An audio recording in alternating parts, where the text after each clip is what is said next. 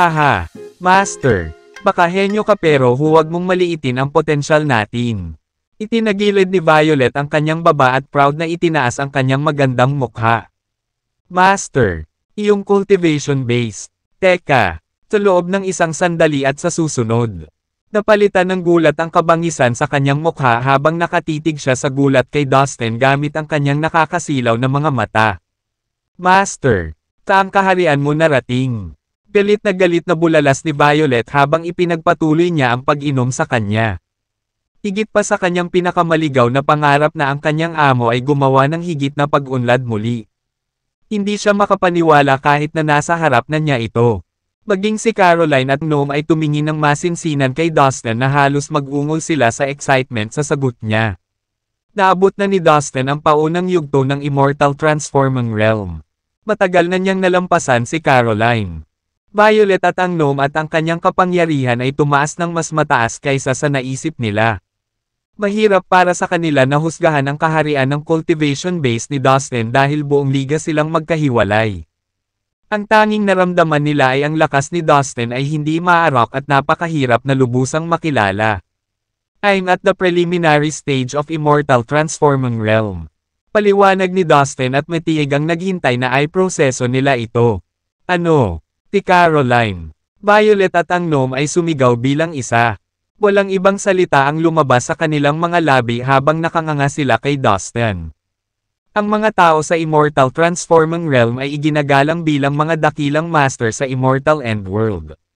Bago lumitaw ang mga immortal na hari sa mundong ito kamakailan. Ang mga master sa Immortal Transforming Realm ay ang mga may pinakamataas na katayuan sa Immortal Endworld. Master. Isa kang magaling na master sa Immortal Transforming Realm. Napakahusay niyan. Walang maglalakas loob na ay bully kami sa Immortal Endworld. Malakas na sigaw ni Violet. Tama, walang maglalakas loob na ay bully tayo sa Immortal Endworld. Tumango si Dustin at ngumiti ang kanyang mga labi. Si Dustin ang pinuno ng Immortal Endworld at ang kanyang kapangyarihan sa pakikipaglaban ay katumbas ng isang immortal na hari sa pinakamaliit. Walang maglalakas loob na guluhin siya sa Immortal Endworld. Halika, hayaan mong dalhin kita para makita ang bagong Immortal End Continent.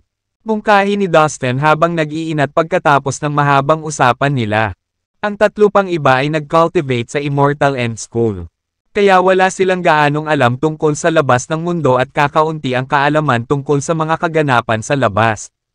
Ang galing. Master, gusto kong lumabas at magsaya. Ang tagal ko na dito. Pagod na ako sa ganitong buhay. Si Violet ang unang nag-react sa ideya at excited siyang pumalakpak sa pag-iisip na lumabas. Okay, let's go. Ipapakita ko sa inyong tatlo ang paligid. Kaway ng kamay. Pinangunahan ni Dustin ang tatlo palabas ng Immortal End School. Siyempre, nagpahatid si Dustin sa Dean kung ano ang kanilang gagawin bago sila umalis.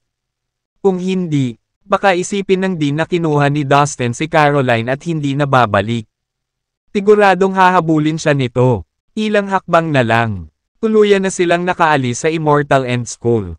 Pinagmasdan nila ang mga tanawing dumaan sa ibaba habang lumilipad sila sa langit.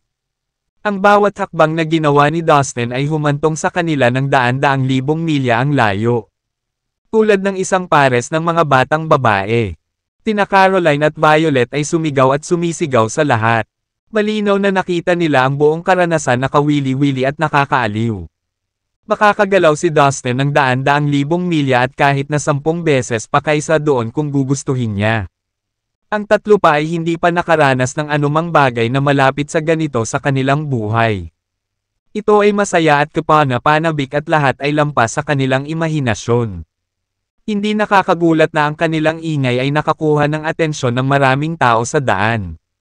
Siyempre, tanging ang mga dakilang master sa Immortal Transforming Realm lang ang makakadama ng ilang bakas ni Dustin at ng tatlo pa. Ang ilan sa kanila ay nag-activate pa ng kanilang mga kakayahan sa paggalaw ng katawan upang lumipad sa langit. Nagtataka silang nakatingin sa kanila kung ano ang nangyayari at kung sino sila. Si Dustin naman. Hindi nagtagal bago nakilala ng mga dakilang master sa Immortal Transforming Realm si Dustin. Lumapit ang iba sa kanila para salubungin si Dustin habang ang iba naman ay tahimik na umalis na parang hindi nila nakita. Habang naglilibot sila sa langit ng Immortal End Continent. Hindi nila alam kung ano ang nangyayari sa loob ng isang nakatagong maliit na mundo sa Immortal End World. Sa maliit na mundong ito, mayroong isang napakaitim na sinaunang palasyo. Kung titingnang mabuti, makikita nila na ang palasyo ay gawa sa mga itim na bungo. Na ang bawat isa ay nakapilipit na may tipak ng kaluluwa na umuungal sa sakit at ayaw. Marami silang pinaghirapan bago sila mamatay. Ano ba? Nandito na si Dustin sa wakas. Isang madilim na boses ang umalangaw-ngaw sa madilim na palasyo at ito ay parang tunog ng isang katakot-takot na night owl. Oo, nakita ko ng sarili kong mga mata. I'm sure na siya yon. Chief, gagawa ba tayo ng move? Or just wait for a good chance? May boses ng isa pang lalaki habang nagtatanong. Kill him. Ngayon na. Ito ay isang mahusay na pagkakataon. Wala si Kevin sa mundong ito at umalis na rin si Zenith sa Immortal End World. Pagkatapos ay binabantayan ni Night Immortal King ang sinaunang lungsod. Mag-isa lang si Dustin. Ito ay isang magandang pagkakataon. Gumawa ng aksyon ngayon. Patayin si Dustin at makuha ang orihinal na kakanyahan ng enerhiya ng kontinente. Haha, the Immortal End World will be ours. Utos ng mapurol na boses sa kabilang lalaki. Tama ka, Chief. Ito ay isang magandang pagkakataon talaga. Gayunpaman, si Dustin ang master ng Immortal End World ngayon. Ang kanyang pagiging epektibo sa pakikipaglaban ay hindi bababa sa isang dakilang walang kamatayang hari. Bukod pa riyan, mukhang maraming sikretong armas si Dustin. Napakalakas din ng kanyang demonic avatar. Pagtatalo ng isa pang boses. Haha, huwag kang mag-alala tungkol dyan. Ibibigay ko sa iyo ang array flag ng energy block ang array. Maaaring putulin ng array na ito ang koneksyon sa pagitan ng Dustin at ng enerhiya mula sa langit at lupa sa Immortal End World. Hindi niya magagamit ang lakas para lumaban. Humph! After the connection is cut off, you can't kill a junior if you just rush forward. The gloomy voice said, "That's excellent." Sa lakas ng energy block ang array. Hindi makakahiram ng enerhiya si Dustin at babalik ang kanyang lakas sa totoong antas nito. Ahaha, sa kanyang mahinang cultivation base. Papatayin natin siya. Umalangaw-ngaw ang tawa ng isa pang lalaki.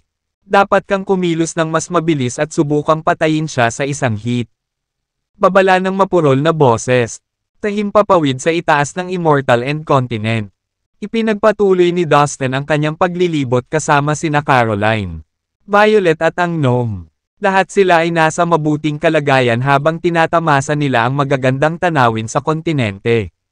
Pagkaraan ng kaunting oras, dumating ang apat sa kalangitan sa itaas ng walang katapusang primeval na kagubatan. Ito ay walang tirahan at ang mga hayop na naninirahan sa loob ay pawang walang kibo, ang mga bundok na mataas at mababa ay nagkalat sa buong lugar. Lumipad sa ere ang apat habang ginugugol nila ang kalahati ng araw upang bisitahin ang higit sa kalahati ng Immortal End Continent. Maya-maya, pinigilan ni Dustin ang kanyang lakad at sumunod naman ang tatlo pa. Maluwag silang sumulong sa kalangitan. Tuwing makakahanap sila ng isang bagay na interesante o marahil ay isang espesyal na lugar. Sila ay dumarating sa lupa at mabagal ang paglilibot. Gayunpaman, biglang umikot ang nakaka-relax na ekspresyon ni Dustin. Naningkit ang kanyang mga mata habang matalim na nakatingin sa isang lugar. Ang mga hindi pangkaraniwang pagsabog ng mga pagbabago sa espasyo ay pana-panahong nangyayari sa partikular na espasyong iyon. Sa susunod na sandali, bang! Isang matinding mamamatay tao ang tatahakin sa lugar.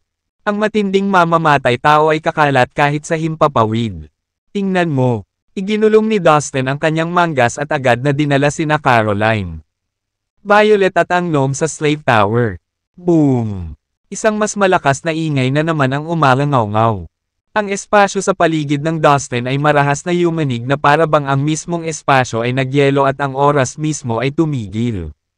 Sino yan? Lumabas ka! Umalangaw-ngaw ang dagandong ni Dustin sa buong lugar. How dare na may umatake sa akin sa Immortal End World. Gusto nilang mamatay. Iyon lang ang nasa isip ni Dustin. Isang mapanuksong tawa ang umalangaw-ngaw sa buong lugar. Pagkatapos ay dumating ang isang malamig na boses na nagsasabing, Dustin, mapapahamak ka sa pagkakataong ito. Pagkalipas ng ilang saglit, ang mga light column na ginawa ng array ay lumabas mula sa kalapit na walang laman at mabilis na nag-interweave. Ang lahat ng liwanag sa loob ng radius na 100,000 milya ay nagsimulang lumabo na parang maagang sumapit ang gabi.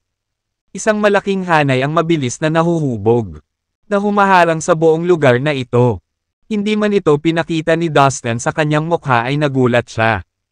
Ito ang unang pagkakataon na makakita ako ng napakalaking hanay. Mukhang handang-handa na silang tambangan ako. Pero kahit anong gawin nila, ako ang pinuno ng Immortal End World. Nakikita ko ang lahat dito. At lahat ng elemento ay nasa ilalim ng aking kontrol. Nakakatawa silang isipin na kaya nila akong bitag sa ganitong hanay. Pag-iisip niya, may panunuya sa kanyang labi. Pinag-cross niya ang kanyang mga braso sa kanyang dibdib. Kung gusto ko, maaari akong magpatawag ng napakalaking kapangyarihan ng kalikasan para sirain ang malaking hanay na ito. Pribilehiyo ko iyon bilang Panginoon ng mundong ito. Confident na naisip ni Dustin. Bahagyang nanginig ang espasyo mismo nang mabuo ang array. Haha Dustin, masyado kang kumpiyansa. Hinayaan mo pa kaming tapusin ang array. Sa tingin mo ba hindi ka magagawang sakta ng array namin dahil ikaw ang chief ng Immortal End World? Well, I guess that's fair. Naabot mo na ang paunang yugto ng Immortal Transforming Realm. At talagang nasa ilalim ng iyong kontrol ang Immortal End World. Hindi nakakagulat na ikaw ay kumikilos ng napakakalma. Gayunpaman, mali ka sa isang bagay. Kapag naging aktibo na ang aming energy block ang array, bubuo ito ng independenteng espasyo at puputulan ka mula sa Immortal End World. Kahit na kaya mong manipulahin ang mundong ito, wala kang magagawa sa hanay na ito. Umalangaw-ngaw ang isang matandang boses ng lalaki. Pagkatapos, dahan-dahang lumitaw ang 12 ng mga figure isa-isa. Lahat sila ay nakabalot ng malalaking itim na damit mula sa ulo hanggang paa. Tanging ang mga mata lang nila ang naaninag nila na may nakamamatay na tingin habang nakatitig kay Dustin. Galing kayo sa slaughtering sect. Bulalas ni Dustin habang nakapikit ang mga mata sa kanila. Nakilala niya agad ang mga misteryosong lalaki nang makita niya. Sila, itong mga lalaking nakaitim ay mga assassin. Ang slaughtering sect ay isang luma at misteryosong organisasyon ng mga assassin sa Immortal End World. Tinasabing ito ay itinatag noong unang panahon.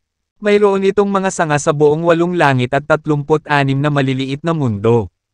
Nakilala ko ang mga pumatay ng slaughtering sect ng higit sa 1 beses sa Divine Continent.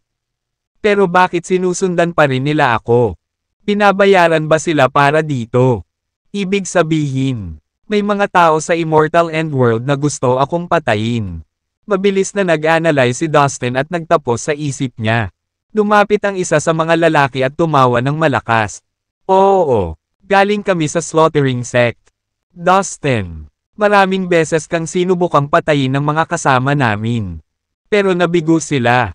Pero ngayon, dead meat ka, tinabi niya. Base sa boses niya, masasabi ni Dustin na matanda na siya. Sigurado ka bang mapapatay mo ako? Mga mahihina. Pumuso si Dustin sa nakakainis na tono. Dustin, wala kang ideya kung ano ang iyong pakikitungo. Huwag mong isipin na makakatakas ka tulad ng palagi mong ginagawa. Engage the array. Humisi ang matanda at tinuro ang espasyo sa harapan niya. Sa susunod na sandali, ang malaking array ay ganap na na-activate. Tawa ng tawa ang matanda habang nakatitig kay Dustin. Ngayon makikita mo kung paano ito gumagana. Sabi niya na may ngiti. Ang pangalawang array ay na-activate. Dustin ay rattled. Damn it, ang koneksyon sa pagitan ko at ng Immortal End World ay naputol na. Tinubukan ni Dustin na hiramin ang kapangyarihan ng kalikasan ngunit nalaman niyang hindi niya ito magagawa. Haha, sabi ko na nga ba. Dustin, hanggat nasa loob ka ng array na ito, wala kang magagawa kahit na ikaw ang chief ng Immortal End World. At walang kwenta ang pagtangkang tumakas. Dahil kahit na ang isang master ng Immortal King Realm ay hindi masisira ang hanay na ito. Kaya Dustin, sumuko ka lang. Ngayon ang araw na mamatay ka. Ang orihinal na asensya ng enerhiya ng kontinente sa loob mo ay malapit ng mapabilang sa aming sekta. Mula sa ngayon, mayabang na sabi ng matanda. Obviously, siya ang leader ng grupo. Siya ay kumbinsido na walang pagtakas para kay Dustin dahil ang huli ay natigil sa hanay. Maaari niyang kunin ang buhay ni Dustin ngayon. Ngunit gusto niyang panoorin muna itong magdusa sandali. Na-curious din siya kung lalaban ba si Dustin o luluhod para humingi ng awa. Oh, ganun ba? Mukhang confident ka rin. Tingnan natin. 3 sa Immortal Realm. 1 dosina sa Immortal Transforming Realm. At 12 dosenang sa Heavenly Grotto Realm. I don't think you can tapusin mo ang buhay ko. Kayong mga taunan. Sabi ni Dustin na may kalmadong ngiti. Malinaw niyang sinukat ang kanilang kapangyarihan sa sandaling lumitaw sila. Siyempre, medyo nagulat siya nang malaman na may mga master ng Immortal Realm sa Slaughtering Sect. Ang isang Immortal Realm Master ay sapat na malakas upang lipulin ang karamihan sa mga nangungunang puwersa sa Immortal Endworld. At ngayon, hindi isa, hindi dalawa, kundi 3 master ng Immortal Realm ang ipinadala para patayin siya. Ganyan kalakas ang Slaughtering Sect. Dustin, paano mo nalaman na 3 sa atin ang nasa Immortal Realm? At higit sa lahat, bakit ang tahimik mo pa rin? Nagmamatigas ka lang dahil ayaw mong mapahiya ang sarili mo. Hindi ba? Sabi ng matanda na may pagtataka. Haha, sa tingin mo kaya mo akong patayin dahil lang sa isang hanggal na hanay. Kayo ang mamamatay, hindi ako. Higit pa rito, sa pagkakataong ito. Hahanapin ko ang kuta ng iyong sekta at papawiin ko ito ng tuluyan. Confident na sabi ni Dustin habang nasa likod ang mga kamay. Bahagyang lumilipad-lipad ang damit niya sa hangin at mukhang relaxed ang mukha. Shut up! Nasa preliminary stage ka pa lang ng Immortal Transforming Realm. How dare you brag like this? You weak! Pumunta sa impyerno. Isa sa mga assassin na umabot na sa premium stage ng Immortal Transforming Realm ay hindi na napigilan ang kanyang galit. Gumalaw siya at nawala sa manipis na hangin. Swoosh! Isang mahabang itim na espada ang lumabas mula sa kawalan sa kanan ni Dustin na parang ulupong at tahimik na umindayog pababa sa kanyang leeg. Bahagyang ngumiti si Dustin, habang nasa likod pa rin ang kaliwang kamay. Iniunat niya ang kanang kamay para agawin ang espada. Ang kanyang kanang kamay ay kumikislap ng makulay na liwanag na parang gawa sa jade. Ang pumatay, na sumunod sa kanyang espada mula sa kawalan, ay nakita ni Dustin na inabot ang kanyang espada at nakaramdam ng magkahalong pagkadismaya at kahihiyan. Ang yabang mo talaga, nililigawan mo talaga si kamatayan. Sabi niya sabay nguso, sa kanyang mga mata, si Dustin ay nagpapakamatay. Sa malutong na tunog, bumangga ang itim na espada sa kanang palad ni Dustin. Ngunit taliwas sa inaasahan ng lahat. Ang itim na espada ay agad na nagkapira-piraso, na lumipad palabas sa lahat ng direksyon. Ang kanang kamay ni Dustin, gayunpaman, ay walang kahit isang gasgas dito. What the hell? Nagulat ang lahat ng mga pumatay nang makita ang pagliko ng mga pangyayari. Hindi sila makapaniwala sa kanilang mga mata. Bush! Kinuha ni Dustin ang pagkakataong ito. Sumugod si Dustin patungo sa killer sa premium stage ng Immortal Transforming Realm at sa isang iglap ay lumitaw sa harap niya. Nabigla pa rin sa nangyari.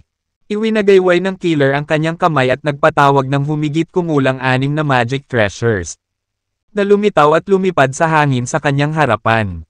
Kasabay nito, ang lakas ng enerhiya sa loob ng kanyang katawan ay lumalabas, na bumubuo ng isang mabigat na kalasag upang protektahan siya.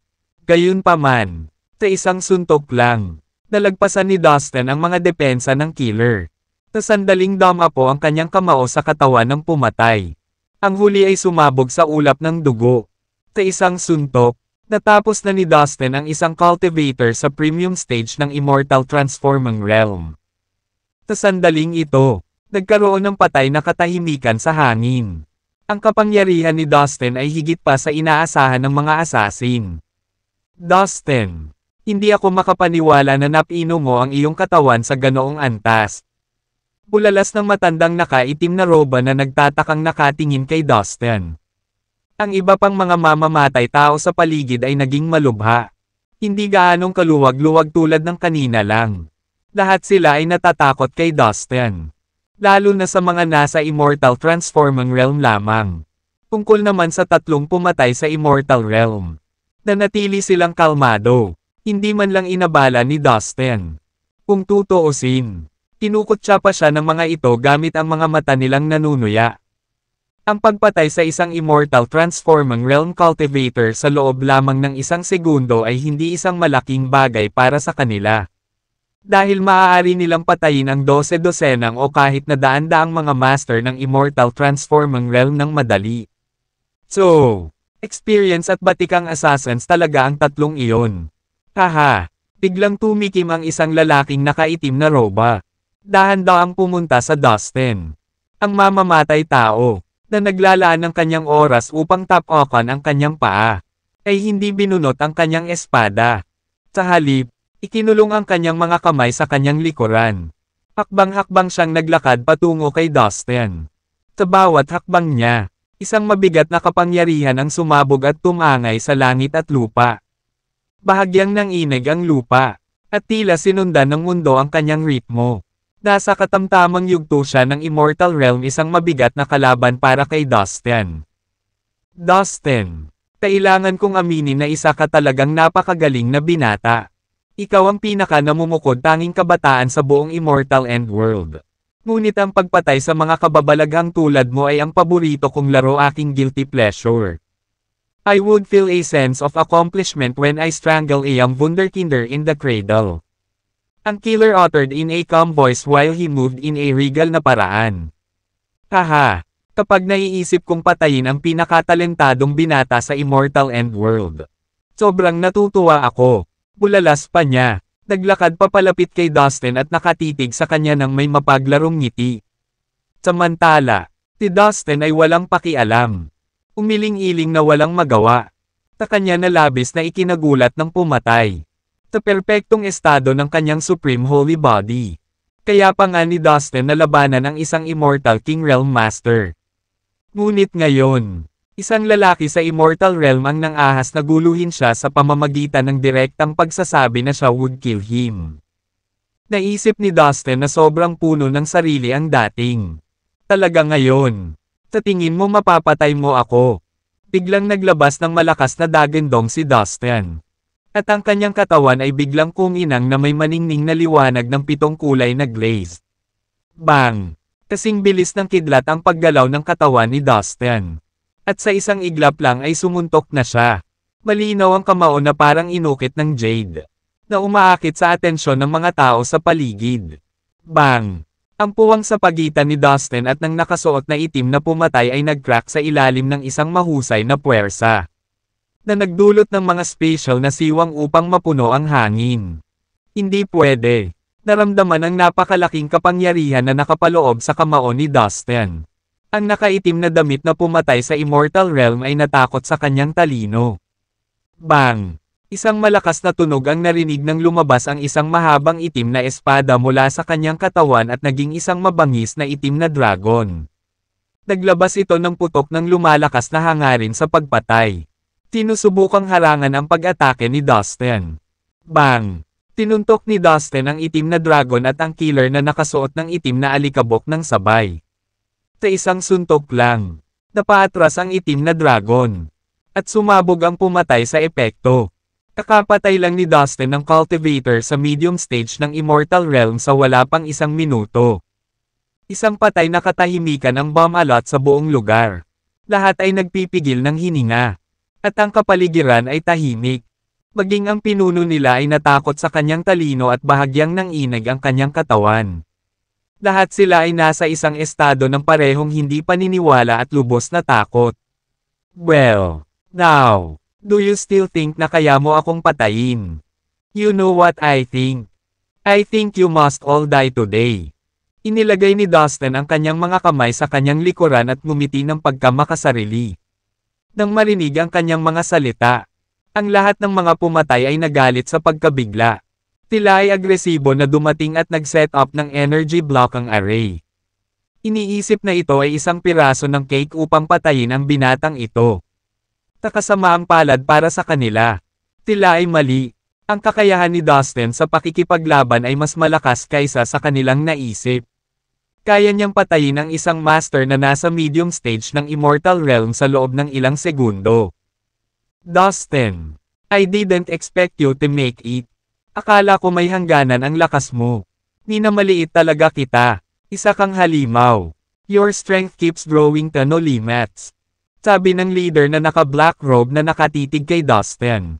But I don't care how powerful you are. I will kill you today. Dagdag pa niya na wala man lang bakas ng takot.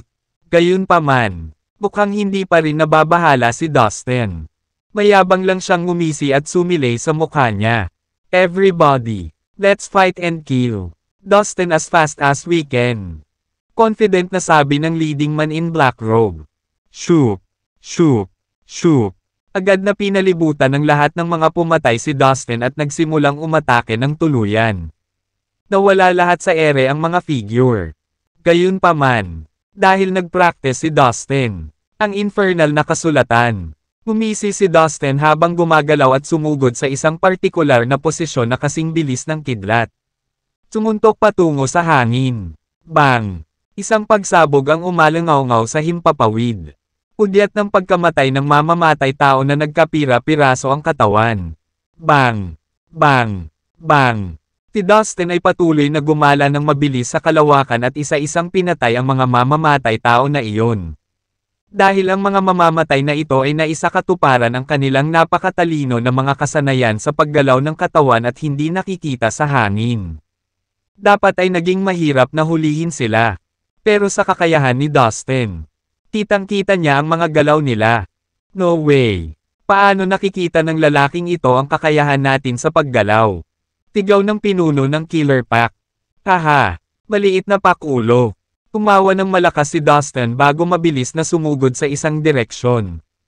Ang kanyang mga kamao ay patuloy na umaatake sa espasyo bilang alternatibo. Boom! Ang isa pang lugar ng espasyo ay nabasag sa mga piraso. At ang mga madilim na siwang ay patuloy na lumilitaw.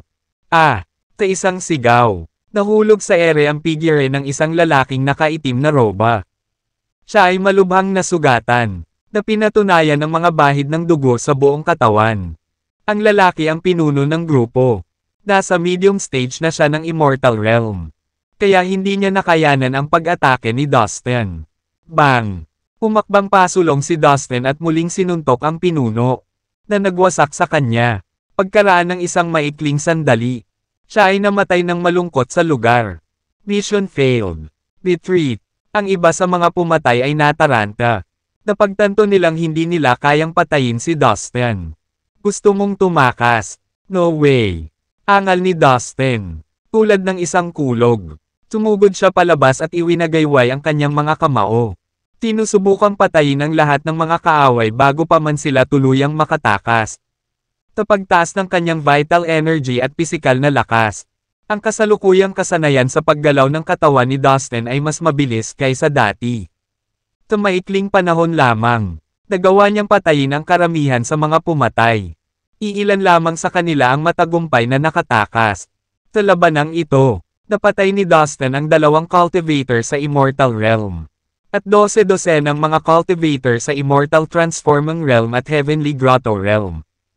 Hindi ko ine-expect na napakaraming makapangyarihang master ang nasa slaughtering sect. Well, kung hindi ko aalisin ang sekta na ito, magiging banta ito sa Immortal Endworld sooner or later. Bulong ni Dustin. Nanlilisik ang mga mata, ang direksyon kung saan nakatakas ang iba pang mga killer. Shoop, shoop, shoop. Biglang nahulog mula sa himpapawid ang ilang maliliit na yellow array flag. Dito sila unang itinakda para harapin si Dustin.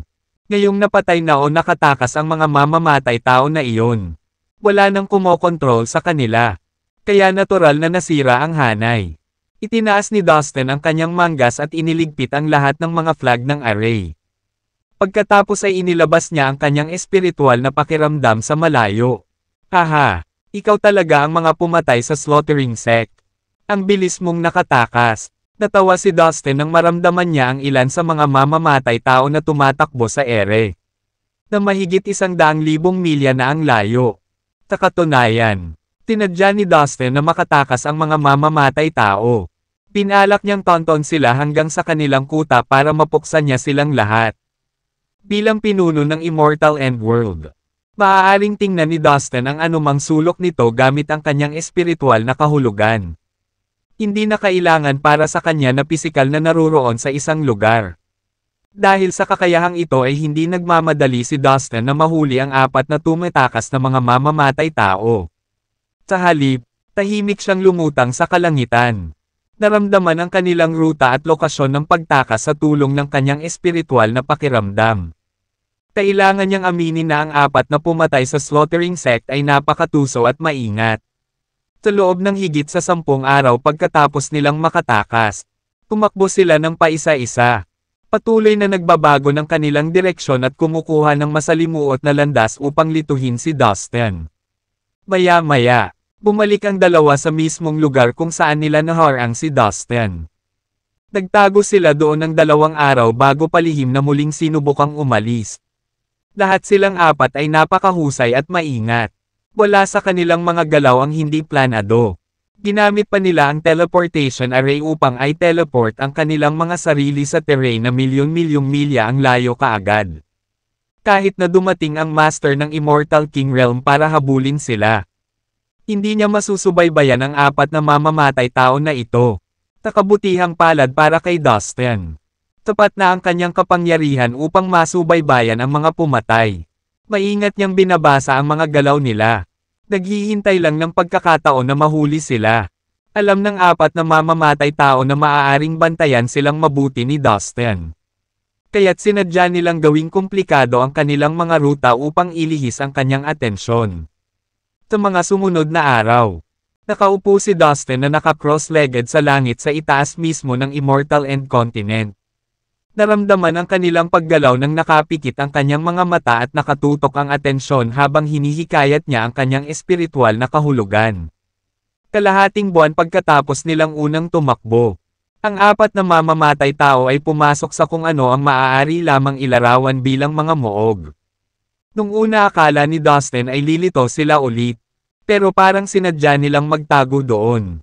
Ang ikinagalit niya ay mayroon silang apat na angkan sa loob ng mga hangganan ng Immortal Endworld bilang kanilang mga moog. Sa katunayan, bawat isa sa apat na angkan ay may hawak na kapangyarihan na katumbas ng isang banal na lupain o isang kilalang angkan ng East Mainland ng Divine Continent.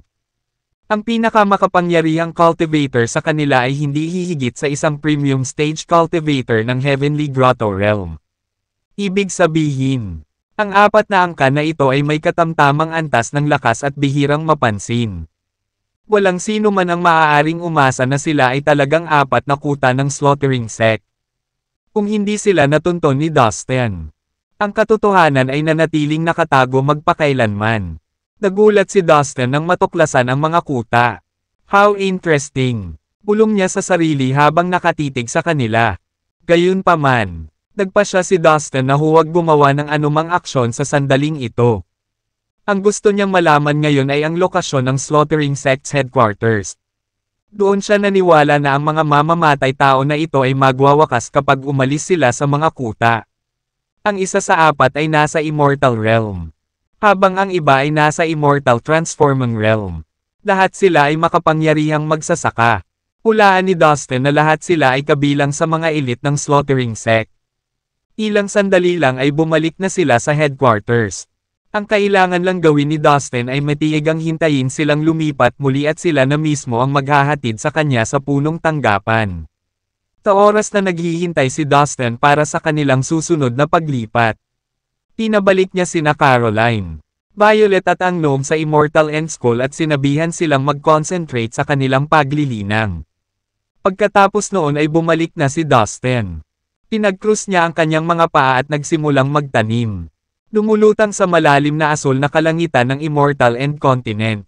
Patuloy niyang itinuro ang kanyang espiritual na kahulugan sa lahat ng mga pumatay ng sabay-sabay. Lumipas ang mga araw. Pagkatapos ay linggo. Kinailangan ng matinding lakas para tumuon sa mga pumatay sa mahabang panahon. Pagkaraan ng isang buwan, isa sa mga pumatay sa wakas ay lumabas sa muog ng maingat. Gumagapang pababa mula sa bangin. Tuwang-tuwa si Dustin. Sa lahat ng oras na ito, palagi niyang itinuon ang kanyang espiritual na pakiramdam upang masubaybayan ng mabuti ang kanyang bakas. Pagkalipas ng ilang araw, ang pumatay ay pumuslit sa gilid ng Immortal End Continent, na isang desyerto na lugar. Dati itong maliit na mundo na kilala bilang Sky Moon World, at isa sa 36 na maliliit na mundo ng Immortal End World. Nang makarating doon ang pumatay, nawala siya ng malalim sa walang hangganang gubat na sumasakop sa kabuuan ng lupain nito. Mukhang ang punong tanggapan ng slaughtering sect ay nasa maliit na mundo. Hindi ko naisip iyon. Ito ay talagang isang lihim na itinatago ng mabuti. Ang mga mamamatay na ito ay napakatalino. Walang makakasubaybay sa punong tanggapan kahit na ito ay bahagi ng Immortal End World sa loob ng napakaraming taon. Naisip ni Dustin sa kanyang sarili. Sa itaas ng kalangitan, nagtago si Dustin sa likod ng isang ulap. Tinutunton ang landas ng pumatay ng malapit sa kanyang espiritual na kahulugan. Alam ni Dustin na ang dahilan kung bakit niya masusubaybayan ang bakas ng pagtakas ng pumatay at sa wakas ay mahanap ang punong tanggapan ng slaughtering sect ay dahil siya ang pinuno ng Immortal End World at nararamdaman niya ang bawat sulok ng Immortal End World. Kung hindi, kahit ang mga master ng Immortal King Realm ay walang kapangyarihan na gawin iyon.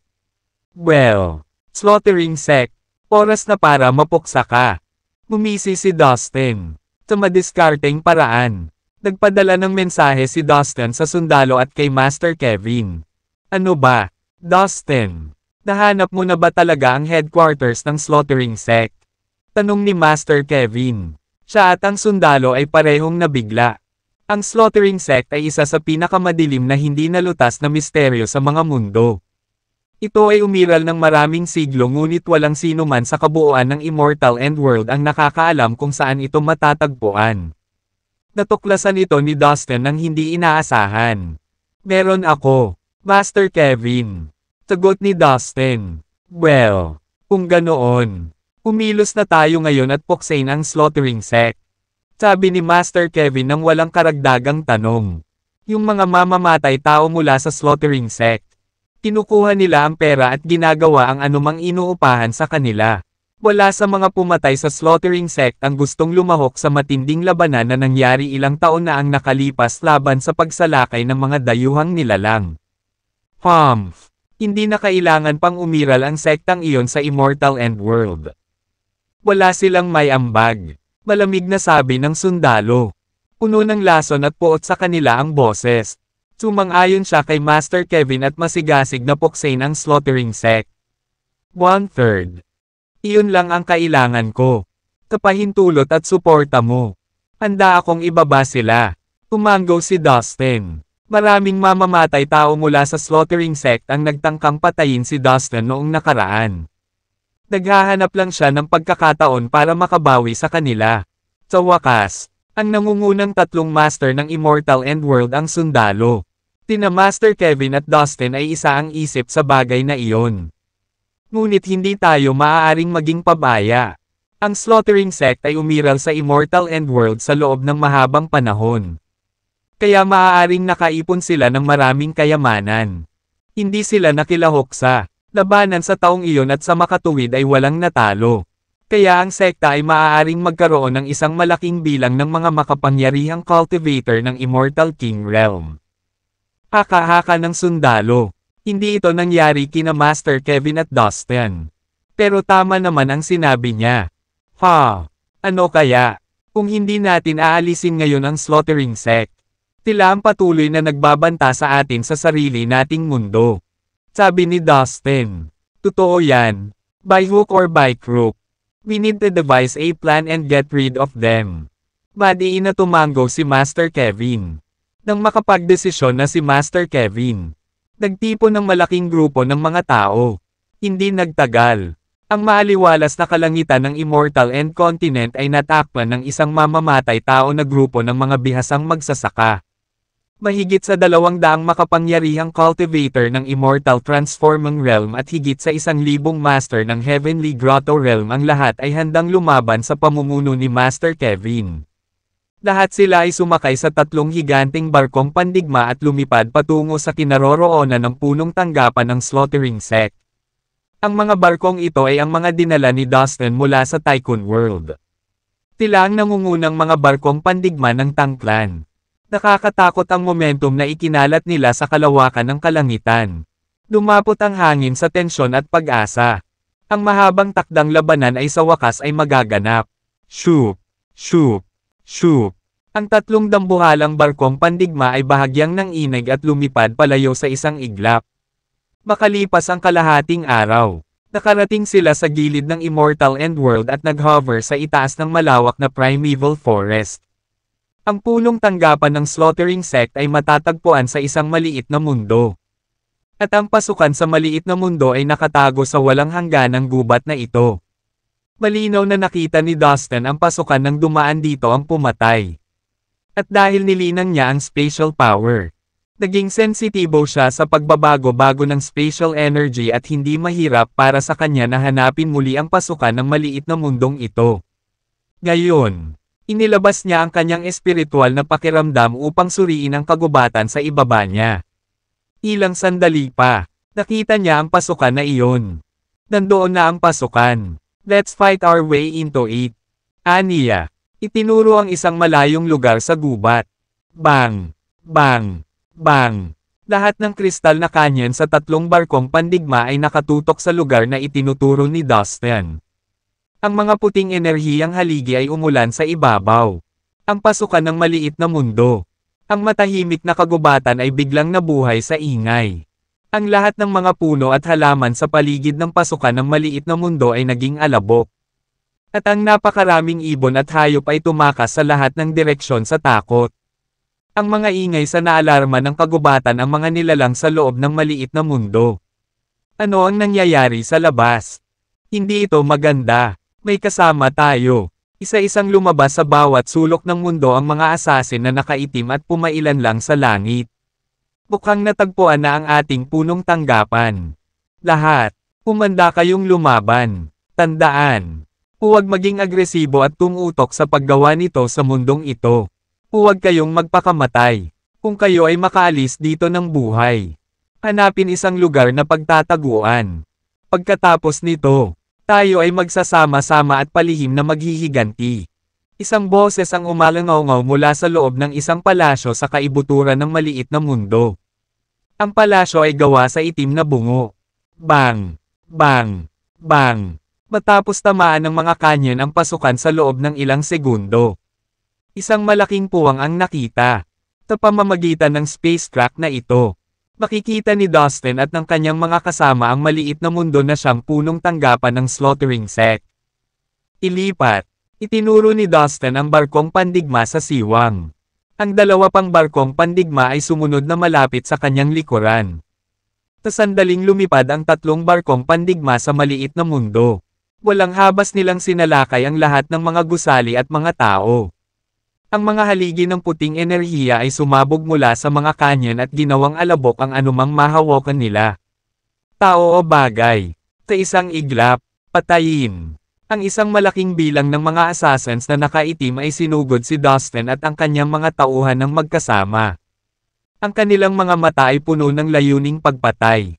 Gayunpaman, wala sa kanila ang makaligtas sa pagsalakay ng mga puting haligi ng enerhiya. Namatay sila sa lugar at naduraj hanggang sa pulbos. Ang 3 barkong pandigma na ito ay ang nangungunang mga barkong pandigma ng Tang Clan at kapantay ng mga cultivator ng Immortal King Realm. Ang estado ng punong tanggapan ng Slaughtering Sect ay sapat na upang ipakita kung gaano kalaki ang takot na kayang ilabas ng mga barkong pandigma. Maririnig ang matinis na hiyawan sa maliit na mundo. Nagkalat ang dugo at buto sa buong lupa. Pagkaraan ng ilang sandali, halos 60% ng mga assassin ang napatay ng mga barkong pandigma. Ang buong mundo ay kinulayan ng pula ng dugo. Nakakamangha. Nagulat ang mga tao sa 3 barkong pandigma sa eksenang nasa harapan nila. Ang kapangyarihan ng tatlong barkong pandigma ay talagang lampas sa kanilang imahinasyon. Dustin. Nakakatakot ang kapangyarihan nitong tatlong barkong pandigma. Kailangan kong lumaban ng buong lakas kung ako ay kaharap sa kanila. Bulalas ni Kevin sa tuwa. Oo. Ang tatlong barkong pandigma ay kasing lakas ng mga master ng Immortal King Realm. Baka mas marami pa. Nakangiting sagot ni Dustin. Tere na guys. Bumaba ang lahat ng mga magsasaka sa mga barkong pandigma at kinasuhan ang natitirang mga assassin na nakaitim. Patayin silang lahat. Ilang daang cultivator sa Immortal Transforming Realm at ilang libong cultivator sa Heavenly Grotto Realm ang sumugod sa mga assassin sa matinding galit. Lolo, nandito ako para ipaghiganti ka. Guro, papatayin ko pa ang ilan pang mga assassin na ito ngayon para ipaghiganti ka. Kuya, nakapasok na rin ako sa punong tanggapan ng Slaughtering Sect. Noon, pinatay ka ng mga taong ito. Ngayon, ipaghihiganti ko ang pagkamatay mo. Ang mga magsasaka ay naghisteryoso habang nilalabanan nila ang kanilang mga kaaway. Ang Slaughtering Sect ay matagal nang itinatag sa Immortal Endworld. At mula noon, hindi mabilang na mga cultivator ang namatay sa kamay ng mga miyembro nito. Hindi nakapagtataka na ang Slaughtering Sect ay may napakaraming kaaway. Ang tanging dahilan kung bakit ito naging ligtas hanggang ngayon ay dahil walang nakakaalam kung saan ang punong tanggapan nito. Ngunit ngayon, lahat ng mga magsasaka na ito sa wakas ay makakapaghiganti. Lahat sila ay lumaban ng buong tapang at walang awa. Isa itong massacre. Pumalsik ang dugo sa lahat ng direksyon. At nagkalat ang mga patay na bangkay sa lupa. Ang mga assassin na nakaitim ay lumaban din ng buong lakas. Ngunit wala itong silbi.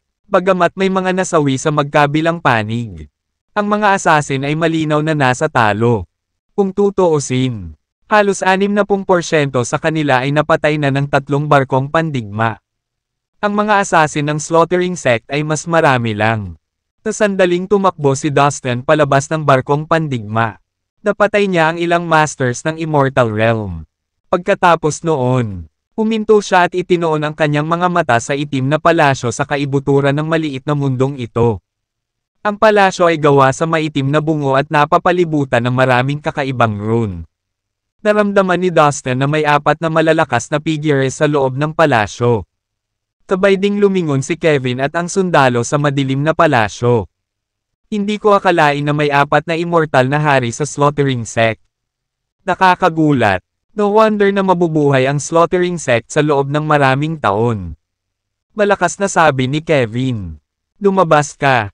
Tumigil ka na sa pagtatago. Kung patuloy kang kumilos ng ganito, tuluyang mawawasak ang Slaughtering Sect. Malamig na sabi ng sundalo. Kayong 4 na bastos. Lumabas kayo. Si Kevin, Dustin, at ang sundalo ay sabay na naglakad patungo sa palasyo. Inilabas nila ang kanilang vital energy. Handang lumaban. Boom! Kakaibuturan ng maliit na mundo. Ang madilim na palasyo ng Slaughtering Sect ay malakas na nanginginig. Na naglalabas ng walang katapusang pagpaslang na kalooban. Ngunit sina Kevin, Dustin, at ang sundalo ay lumapit dito ng walang pag-aalinlangan. Bagamat mukhang maluwag ang lakad nilang tatlo. Sa sobrang bilis ay nakarating na sila sa harap ng madilim na palasyo sa ilang hakbang lang. Haha, I never expected na makikita mo ang headquarters ng Slaughtering Sect. Dustin, I guess you must be the one found it.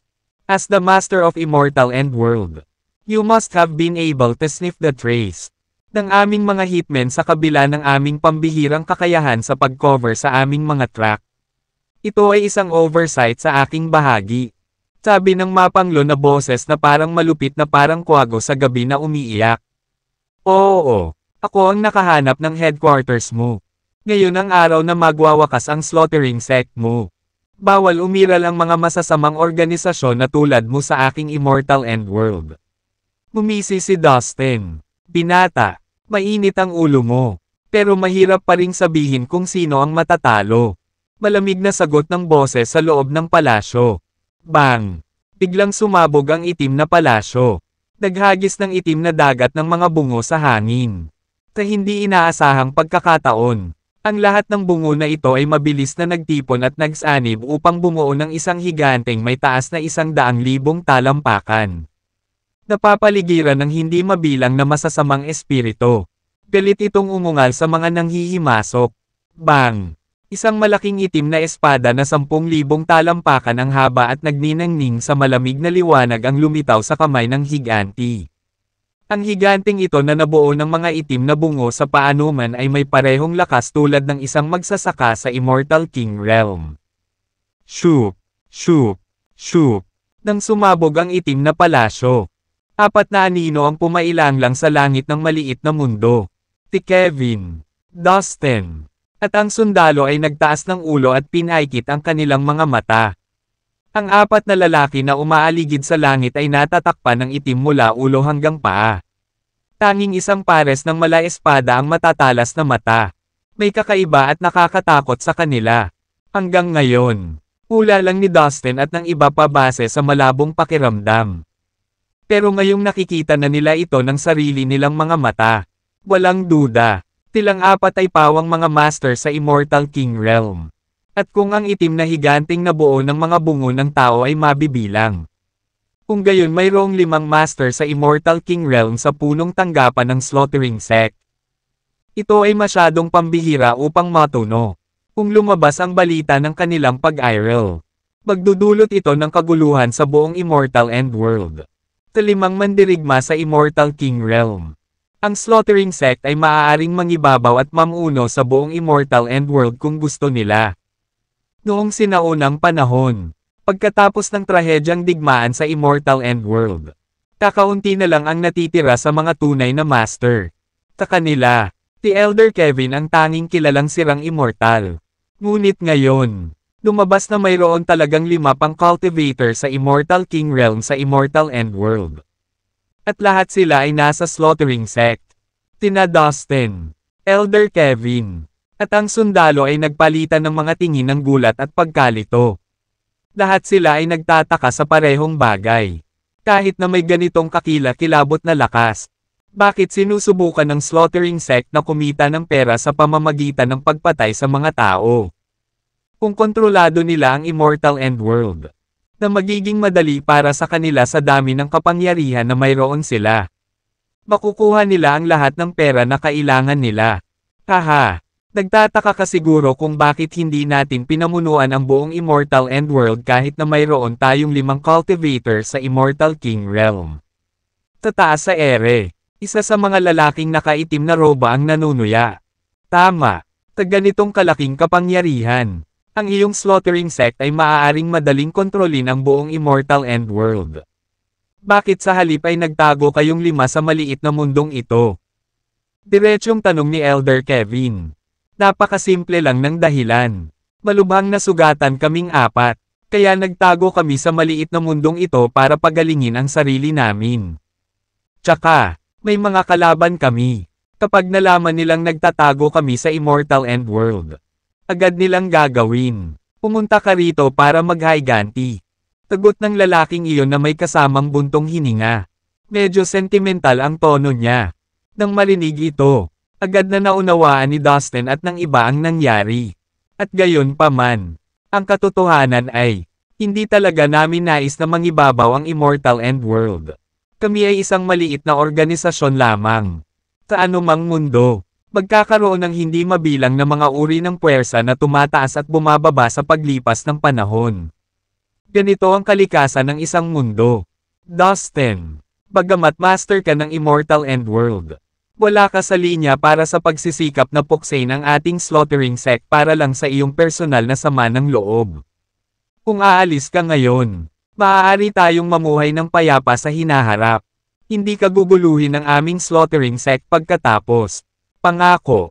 Ano sa palagay mo, Dustin? 5 tayo sa Immortal King Realm. At 3 lang kayo.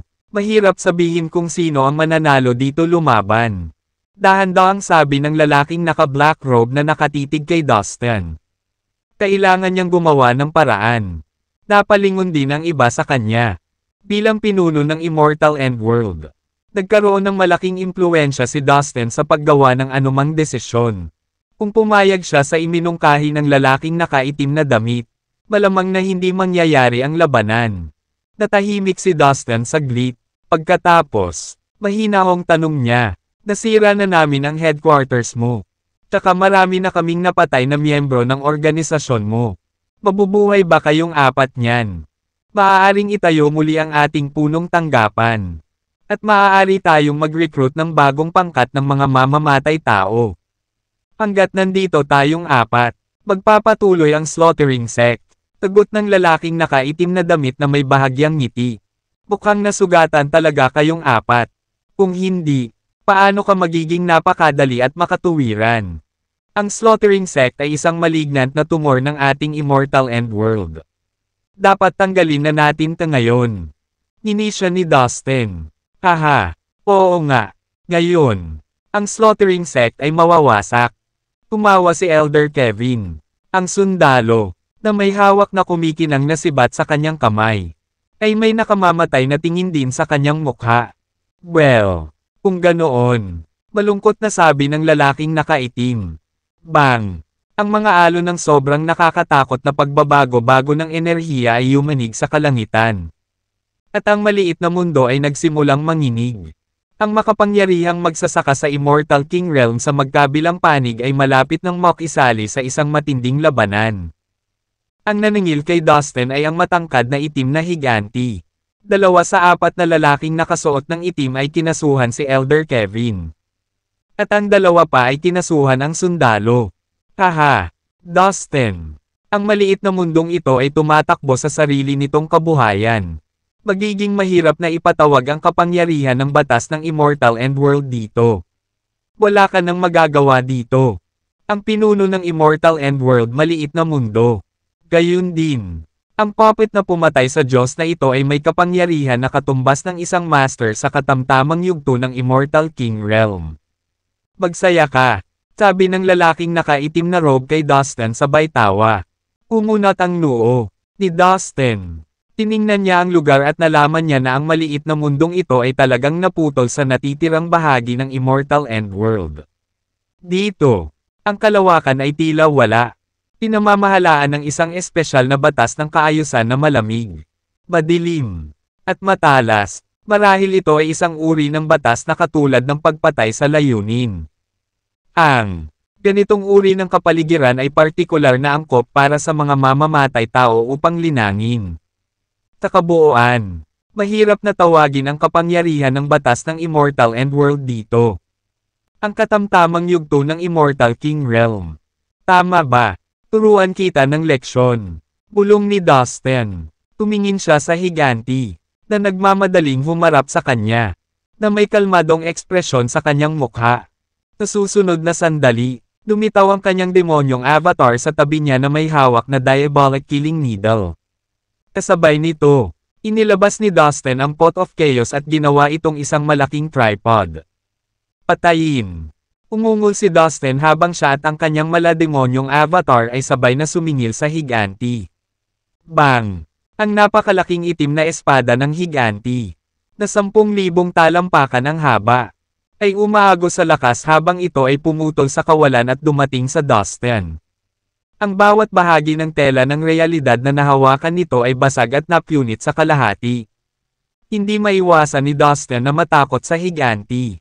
Hindi lamang ito napakalaki na may napakataas na cultivation base, ngunit mayroon din itong napakalakas na magic treasure.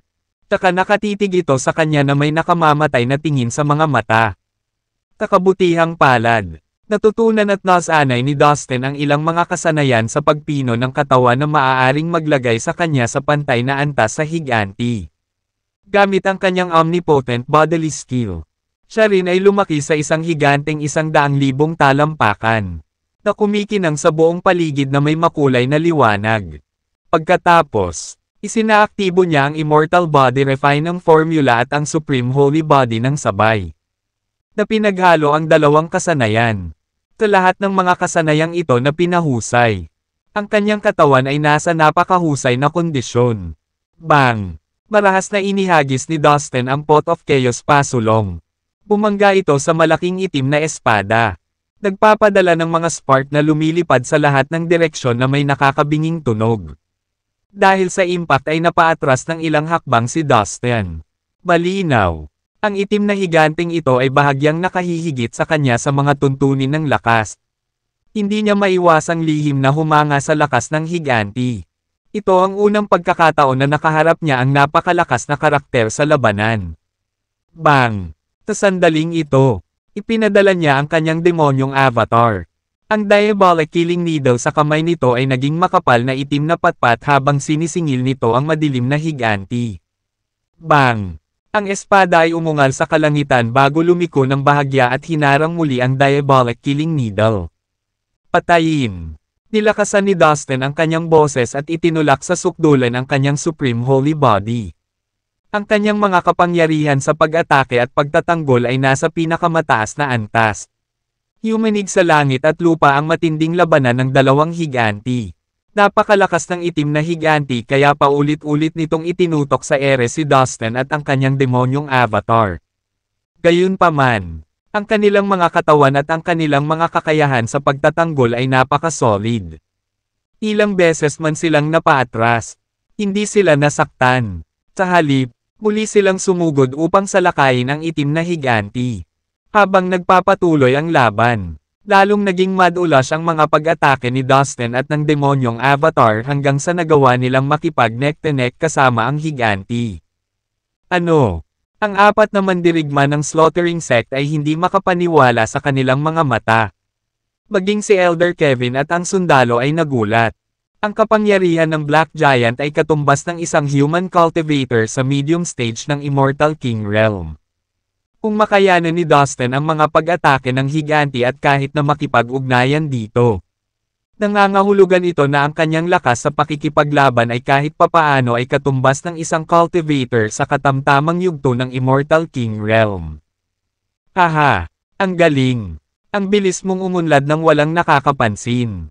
Masayang bulalas ni Elder Kevin. Mula ngayon, maaaring ituring si Dustin bilang isang master sa Immortal King Realm gamit ang kanyang kasalukuyang kapangyarihan sa pakikipaglaban.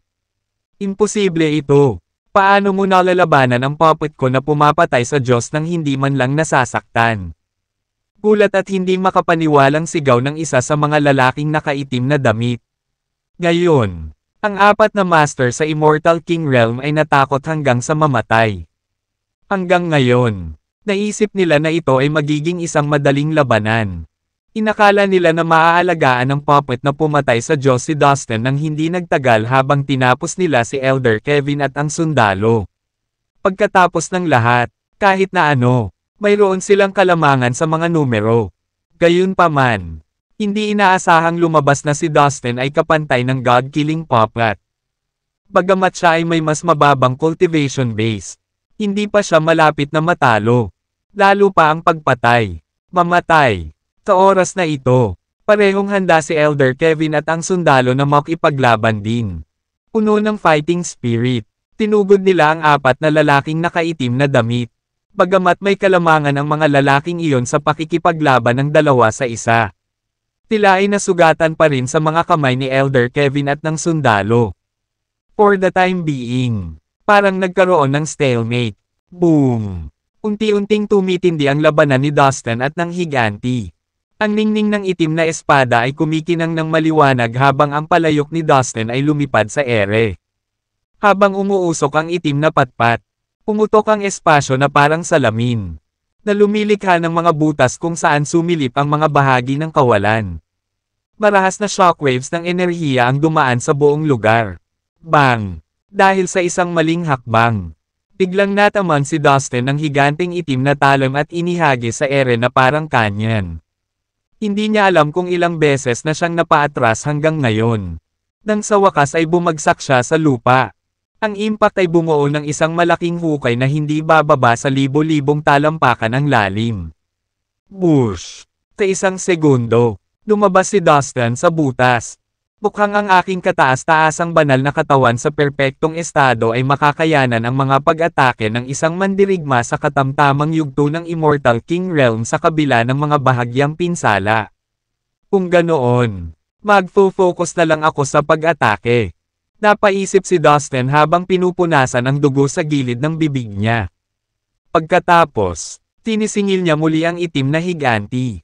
Sa pagkakataong ito, inatake niya ang higanti nang walang pagtatanggol sa sarili. Bang! Tinuntok ni Dustin ang higanti sa ulo. Ngunit dahil hinayaan niyang nakabakaka ang sarili, nagawa rin siyang tamaan ng higanti. Na muli siyang napatumba sa malayo. Bang! Ginamit din ng demonic avatar ni Dustin ang parehong pamamaraan at nagmamadaling pasulong. Tinamaan ng stick ang baywang ng itim na higanti. Katulad ni Dustin, ang demonyong avatar ay tinamaan din ng higanti at pinalipad sa ere. Gayunpaman, ang katawan ng demonyong avatar ay mas matigas kaysa kay Dustin at halos wala itong gasgas sa katawan nito. Sa bagong diskarte na ito, parehong sinalakay ni Dustin at ng kanyang demonyong avatar ang higanti nang hindi binibigyang pansin ang depensa. Ito ay talagang isang walang hiyang pamamaraan. Pagkatapos kumuha ng ilang mga hit mula kay Dustin at sa demonyong avatar, ang higanti ay nagsimulang mag-alog-alog. Hindi mapanatili ang balanse nito. Kung gaano karaming mga hit ang nakuha ni Dustin at ng demonyong avatar, walang nakakaalam. Tapat na para sabihing maraming sugat sa katawan ni Dustin na tumutulo ang dugo. Dahil siya ay nagtamo ng mga pinsalang tulad nito sa kabila ng pagkakaroon ng Supreme Holy Body sa perpektong estado. Walang duda kung gaano kahigpit ang labanan. Ang demonyong avatar ni Dustin, sa kabilang banda, ay ganap na hindi nasaktan dahil sa pambihirang matigas nitong panlabas. Bang! Sa gitna ng labanan, ang Pot of Chaos, ang Diabolic Killing Needle, at ang itim na higanting espada ay sabay na bumagsak sa isa't isa. Ang mga spark ay lumipad sa lahat ng direksyon at kumalusko sa kalangitan. Mamatay! Umungol si Dustin at hinawakan ang higanti. Pagkatapos, gamulong siya sa lupa. Hila-hila ang higanti kasama niya. Dahil siya ay gumagamit ng omnipotent bodily skill. Siya ay kasing laki ng higanti. Kahit sino pang magsasaka ay napatay na sana ng itim na higanti sa isang iglap. Gayunpaman, ang katawan ni Dustin ay sapat na malakas upang makayanan ang ilang mga hampas nang walang anumang nangyayari sa kanya. Ang demonyong avatar ay sumugod din. Nakipagtulungan kay Dustin. Kinuha ang pagkakataong ito para iwagayway ang patpat at basagin ito sa itim na higanti. Ang apat na lalaking nakasuot ng itim na damit, si Elder Kevin, at ang kawal ay tumigil lahat sa gitna ng labanan para panoorin ang walang katotohanang eksenang ito. Si Dustin at ang itim na higanti ay nag-aaway na parang mga bastos sa kalye. Walang sino man ang maniniwala na sila ay higit pa o hindi gaanong mga master sa Immortal King Realm. Ito ang mga pinaka-primitive na hakbang sa pakikipaglaban. Gayunpaman, kailangang sabihin na ang pamamaraang ito ay gumagana sa pabor ni Dustin. Siya ay may pambihirang pisikal na lakas, na nagpakita sa kamay na labanan. Pagkaraan ng ilang sandali, ang higanti ay inipit sa lupa ni Dustin at ng kanyang demonyong avatar, na naging dahilan upang hindi ito makagalaw. Aha!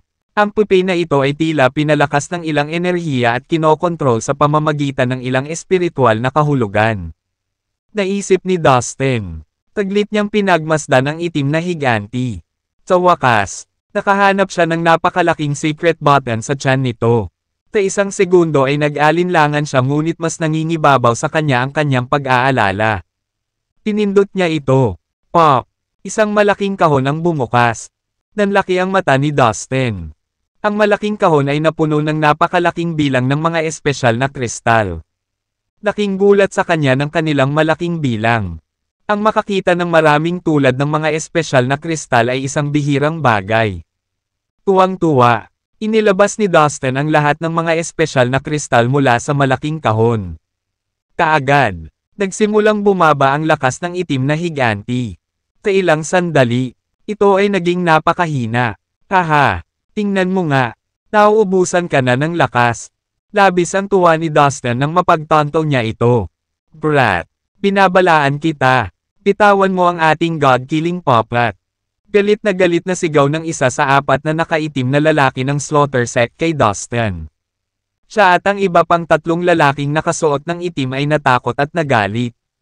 Gusto nilang sumugod para salakayin si Dustin at bawiin ang Popeye mula sa kanyang mga kamay. Pero alam nila, walang paraan na hahayaan ni Kevin at ng sundalo na saktan nila si Dustin. Bago salakayin si Dustin, kailangan nilang paalisan ang dalawa. Sa makatuwid, naglunsad sila ng mas malalakas na pag-atake kay Kevin at sa sundalo. Mahigpit na hinawakan ni Dustin ang higanti upang hindi makagalaw ang huli. Pinakawalan niya ang kanyang espiritual na pakiramdam. Di nagtagal, natagpuan niya ang marka ng espiritual na kahulugan sa ulo ng higanti. Pagkatapos ay itinuro niya ang Supreme Spiritual Pot patungo sa ulo ng higanti. Kinokontrol niya ito at nagsimulang tumama sa marka ng espiritual na kahulugan. Lumipas ang ilang sandali. Ang walang humpay na pag-atake ni Dustin ay unti-unting nagpapakita ng epekto. At sa wakas ay nabasag at naglaho ang markang pang-espiritual na kahulugan na nakaimbed sa ulo ng itim na higanti. Tuwang-tuwa si Dustin dahil doon. Ikinumpas niya ang kanyang kamay at mabilis na pinapasok ang higanti sa slave tower. Alam niyang napakalakas ng puppet na pumatay sa Diyos. Ang lakas nito ay tumugma sa lakas ng Master na umabot sa katamtamang yugto ng Immortal King Realm. Nagplano si Dustin na maghanap ng oras para pag-aralan itong mabuti at gawin itong gumana para sa kanya. Puno ng kasiyahan, iniligpit ni Dustin ang Popeye at nginisya ng 4 na lalaking nakaitim. Mas lalo silang ikinainis ng kanyang ngisi. Walang magawa ang 4 na lalaking nakasuot ng itim na damit. Tila ay ganap na nataranta. O hindi, nawala ang puppet na pumatay sa Diyos. Bagamat lahat tayo ay nakarating na sa Immortal King Realm. Hindi pa tayo nakaka-recover sa mga pinsalang natamo natin. At kung patuloy pa tayong lalaban, siguradong matatalo tayo. Nalungkot nilang naisip. Come on men. Tara na. Mungkahi ng isa sa mga lalaking nakaitim na damit sa mahinang boses. Sabay-sabay na ginamit ng 4 na lalaking nakasuot ng itim na damit ang mga kasanayan sa paggalaw ng katawan at naglaho. Nalungkot at walang magawa sila ay naging invisible. Hindi lamang sila naging invisible. Ngunit itinagol din nila ang aura ng kanilang espiritual na mga kaluluwa. Well, tingnan mo yan. Ang lihim na kasanayan sa paggalaw ng katawan ng slaughtering sect ay talagang kamangha-mangha. Pinuri ni Kevin at ng sundalo ang mga lalaking iyon nang sila ay naging invisible agad. Iyan ay isang maliit na panlilinlang lamang. Sasabihin ko sa iyo ang kanilang lokasyon sa pamamagitan ng aking espiritual na kahulugan. Pagkatapos ay maaari mo silang salakayin. Sabi ni Dustin sa mga matatanda sa pamamagitan ng kanyang espiritual na kahulugan. Sa isang kalmado at maayos na tono, nagpalitan ng tingin si Kevin at ang sundalo. Natuwa sila at nagulat, pero at the same time, nairita sila. Tingnan mo ang lakas ng loob niya. Ang taong ito ay nagsasabi sa amin kung ano ang gagawin. Naisip nila, na bahagyang nasaktan. Ngunit hindi nagtagal ay nalampasan nila ang pakiramdam na iyon. Sa halip, natuwa sila na kasama nila si Dustin. Ngayon parang naging independent at strong cultivator na si Dustin. May sarili siyang ideya at galaw. Kaya niyang harapin ang mga bagay sa kanyang sarili. Pag-iisip nila, sige, wala akong problema dyan. Dustin, sabi ni Kevin sa kanyang espiritual na sentido. Tinanguan din ng sundalo si Dustin bilang pagsang-ayon. Kaagad, inilabas ni Dustin ang kanyang espiritual na pakiramdam. May isang matamis na ngiti sa kanyang mukha. Ilang segundo lang ay nahanap niya ang 4 na lalaki na nakasuot ng itim na damit. Ang lahat ng ito ay dahil ang Infernal Scripture ay mas mahusay kaysa sa Slaughtering Scripture ng Slaughtering Sect.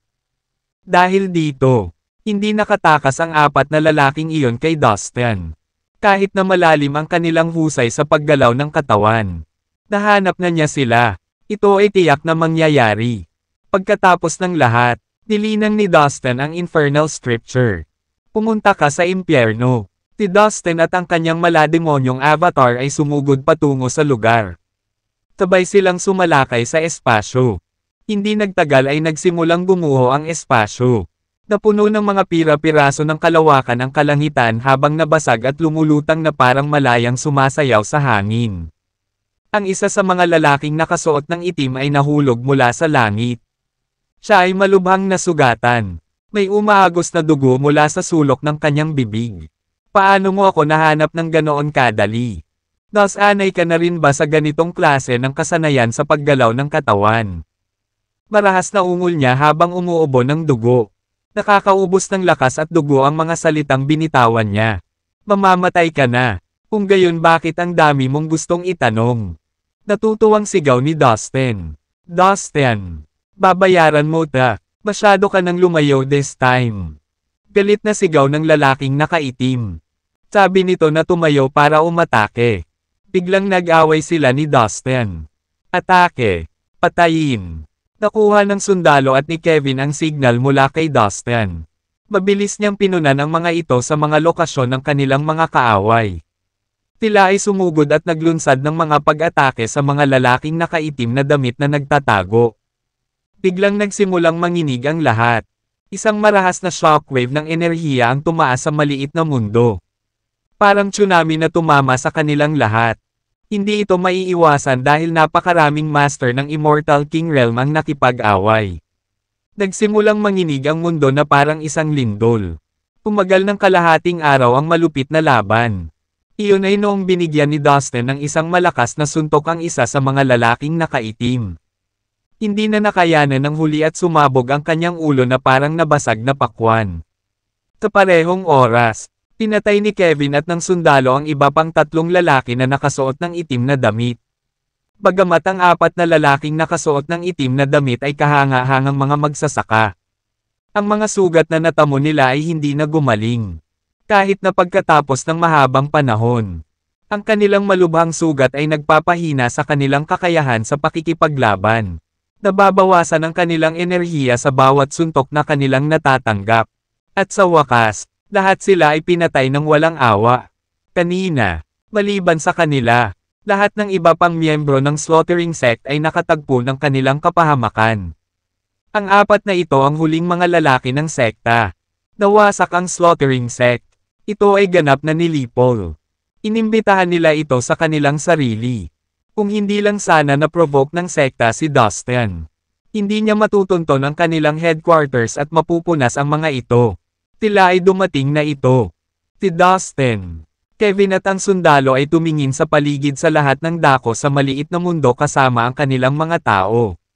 Mabilis nilang nakolekta ang space rings ng lahat ng mga killer na iyon at sinuri ang mga bagay na nakaimbak sa loob ng mga ito.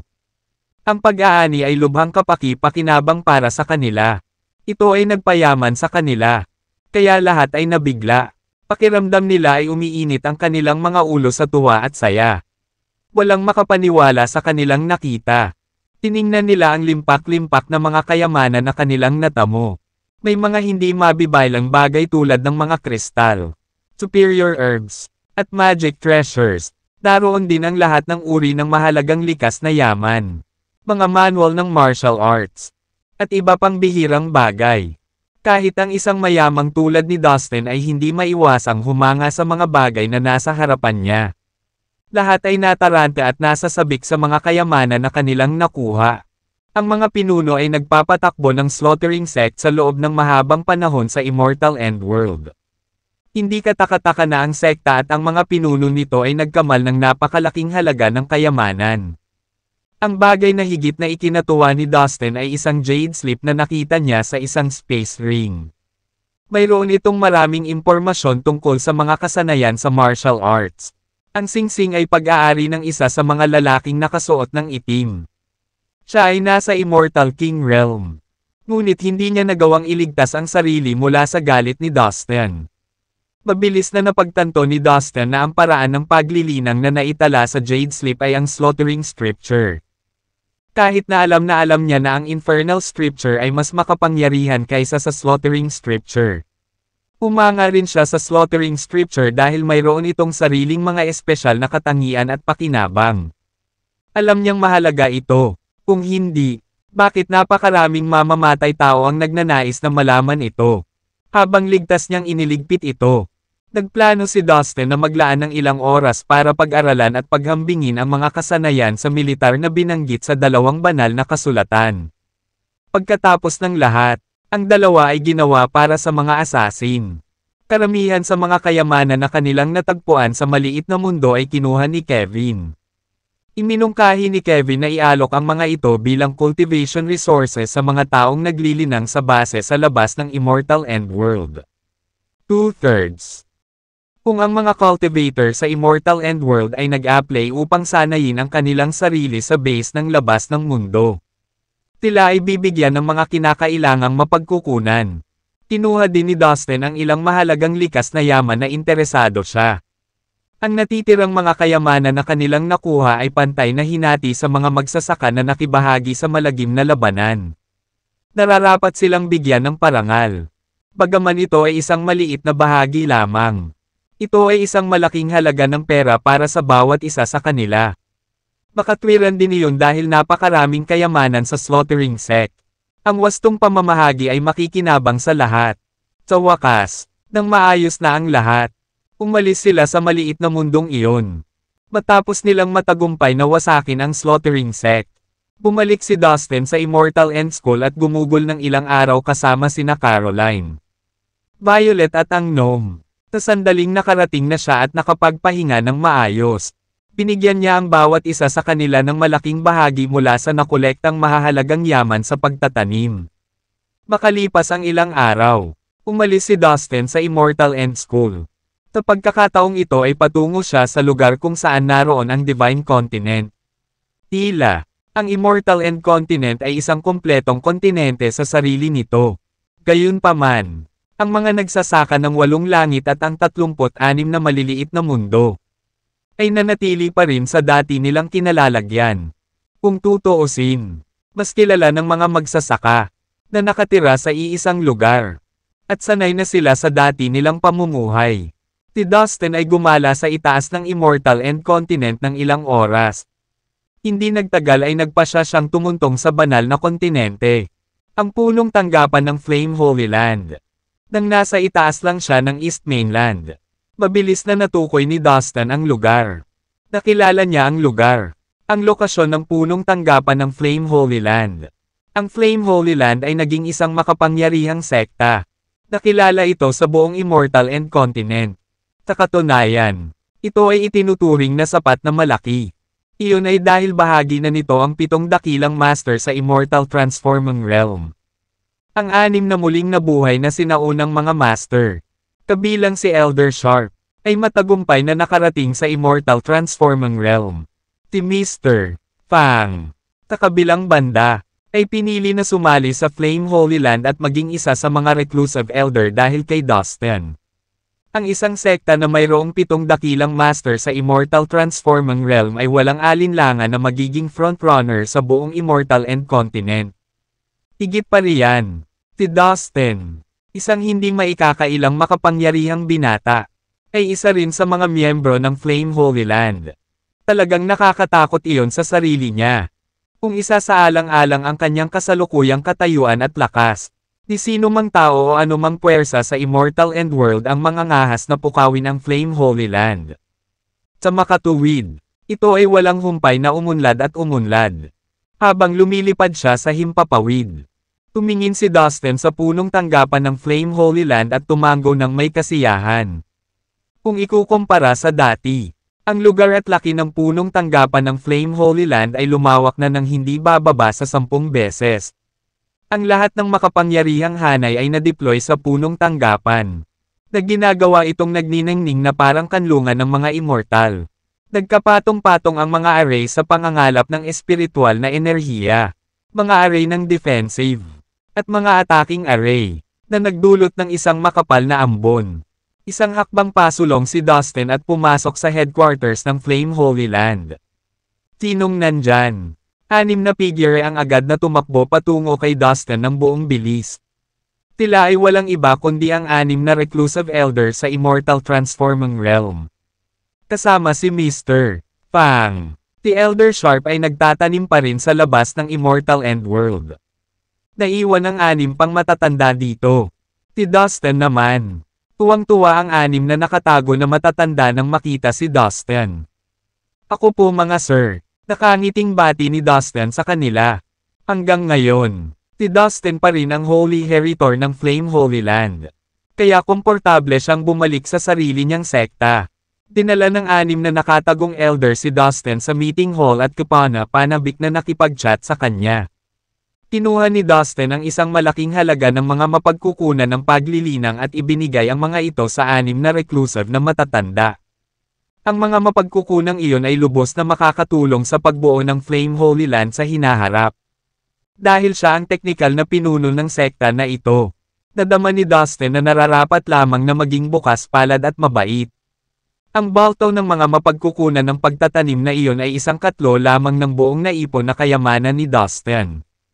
Ang 6 na nakatago na matatanda ay tumangala sa regalo ni Dustin. Na lahat ay may mahusay na kalidad. Pagkatapos ng lahat, hindi araw-araw na nakakatanggap sila ng ganoon kasaganya at mataas na kalidad na mga mapagkukunan. Dustin. Ang halaga ng mga bagay na ito ay 12 beses na higit pa kaysa sa kabuoang kayamanan ng Flame Holy Land. Saan ka ba nakakuha ng ganoong kayaman? Nagtatakang tanong ni Mr. Fang. Oh my God! Hindi pa ako nakakita ng ganito kalaking yaman sa buhay ko. Ang iba pang mga nakatago matatanda exclaim sa intensity. Sa totoo lang, nakuha ni Dustin ang karamihan sa mga bagay mula sa Tycoon World. Noong naroon siya, nabura nila ni Kelsey ang maraming sekta, kung saan nakuha niya ang karamihan ng yaman. Bukod dito, marami pang ibang sekta ang nagpadala ng maraming regalo kay Kelsey. Tatakot na malipol din sila ng huli. At pagkatapos, niregaluhan ni Kelsey ang karamihan sa mga Reg along iyon kay Dustin. Talagang wala sa bubong ang ani ni Dustin sa Tycoon World.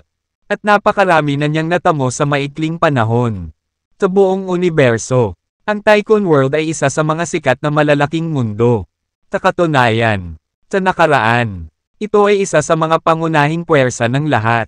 Kaya, ang kayamanan ng mga sekta nito ay tiyak na mas masagana kaysa sa mga sekta mula sa Immortal End World. Na matagal nang naharang, hindi nakakagulat na ang 6 na nakatago na matatanda ng Flame Holy Land ay nataranta at nataranta. Narito ang maraming mga Jade Sleep na naglalaman ng mga formula at kasanayan sa martial arts. Kung saan maaari kang umasa sa pagbuo ng Flame Holy Land. Ilagay ang mga ito sa Sacred Scriptures Library. Mangyaring library para basahin ang Jade Sleeps. Matapos iwagayway ni Dustin ang kanyang kamay. Maraming Jade Sleep na naglalaman ng mga formula at martial arts skills ang na-material sa harap ng 6 na reclusive elder. Nakuha niya ang karamihan sa mga ito noong siya ay nasa Tycoon World. Samantala, ang natitira ay nakuha mula sa punong tanggapan ng Slaughtering Sect. Gawin nating ang Flame Holy Land ang pinakamalakas na puwersa sa buong Immortal End Continent. Inihayag ni Dustin ang may malaking pananalig. Ang dahilan kung bakit siya madamdamin ay dahil ang Flame Holy Land ay ang kanyang sariling puwersa. Noon pa man ay nais ni Dustin na magkaroon ng sarili niyang kakilakilabot at magisterial na puwersa. Alam niyang kahit gaano pa siya katatag, hindi niya kayang pangalagaan sa lahat ng oras ang mga taong pinakamahalaga sa kanya. Ang pinakamahusay na paraan upang maprotektahan sila ay ang pagkakaroon ng napakalakas na puwersa na maaaring sumuporta sa kanya anumang oras. Ang 6 na nakakubli na matatanda ay natuwa sa regalo ni Dustin. Na napakahusay. Pagkatapos ng lahat, hindi lahat ng bagay ay makakatanggap sila ng napakaraming mga mapagkukunan. Dustin. Ang dami ng mga bagay na ito ay 12 beses na higit pa kaysa sa napakaraming kayamanan ng Flame Holy Land. Saan ka ba nagkaroon ng ganoong kalakasan? G. Pong asked sa malaking pagtataka. Oh my God. Hindi pa ako nakakita ng ganito karaming kayaman sa buhay ko. Ang iba pang mga reclusive elders exclaim sa intensity. Sa totoo lang, nakuha ni Dustin ang karamihan sa mga bagay mula sa Tycoon World. Noong siya ay naroon, siya at si Kelsey ay nagtanggal ng maraming sekta, kung saan siya nakakuha ng karamihan ng yaman. Bukod dito, marami pang ibang sekta ang nagpadala ng napakaraming regalo kay Kelsey. Sa pag-aakalang maaagaw din sila ng Lotter. At pagkatapos, niregaluhan ni Kelsey ang karamihan sa mga Reg along iyon kay Dustin. Ang harvest ni Dustin sa Tycoon World ay muling lumabas sa bubong. At marami siyang napunta sa ganoong maikling panahon. Sa buong universo, Ang Tycoon World ay isa sa mga sikat na malalaking mundo. Sa Fuck, sa Post. Isa ito sa mga pangunahing puwersa ng All. Kaya, ang yaman ng mga sekta nito ay tiyak na higit na napakarami kaysa sa mga sekta mula sa Immortal End World. Na matagal nang naharang. Hindi katakataka na ang 6 na nakatago na matatanda ng Flame Holy Land ay nataranta at nataranta. Narito ang or o maraming Jode Slips containing formulas on martial arts skills. Kung saan ikaw ay umaasa sa pagbuo ng Flame Holy Land. Ilagay ang mga ito sa Sacred Scriptures Library. Please, library para muling ayusin ang Jode Slips. Matapos ihabi ni Dustin ang kanyang hand. Isang malaking bilang ng mga Jode Slips ang containing formulas o martial arts skills na material sa harap ng 6 na reclusive elder. Nakuha niya ang karamihan sa kanila noong siya ay nasa Tycoon World. Samantala, ang natitira ay nakuha mula sa headquarters ng Slaughtering Sect. Gawin natin ang Flame Holy Land na pinakamakapangyarihang puwersa sa buong Immortal End Continent. Binanggit ni Dustin ng may matinding pananalig. Ang Aryosan kung bakit siya ay napakaposihenotus dahil ang Flame Holy Land ay may sariling puwersa. Si Dustin had always ay nakagawian na mag-hold ng kanyang kakilakilabot at magisterial na puwersa. Alam niya na kahit gaano pa siya kalakas, hindi niya magagawang kunin ang mga taong pinakakinakatiwalaan niya sa lahat ng oras. Ang pinakamahusay na paraan upang protektahan ang mga ito ay kung saan ang napakalakas na puwersa na maaaring sumuporta sa kanya anumang oras. Dagdag pa, sa kanyang kasalukuyang lakas at mapagkukunang pinansyal. Maaari rin niyang itatag ang pinakamakapangyarihang sekta sa Immortal End World. Tama ka, Dustin. Magtiwala ka sa akin. Ngayong naging master ka na ng Immortal End World. Naniniwala akong hindi magiging hamon na gawing pinakamalakas na sekta ang Flame Holy Land. Sabi ni Mr. Pang. Alam na alam niya ang iniisip ni Dustin.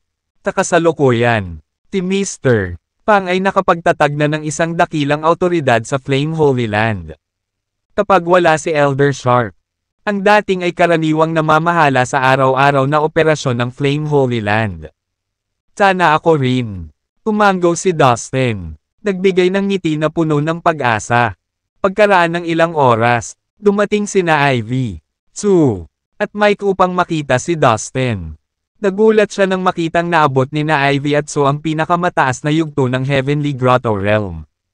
Kitang-kita mula sa mahina ngunit maluwalhating ilaw ng Buddha na bumabalot sa kanila sa tuwing sila ay pupunta.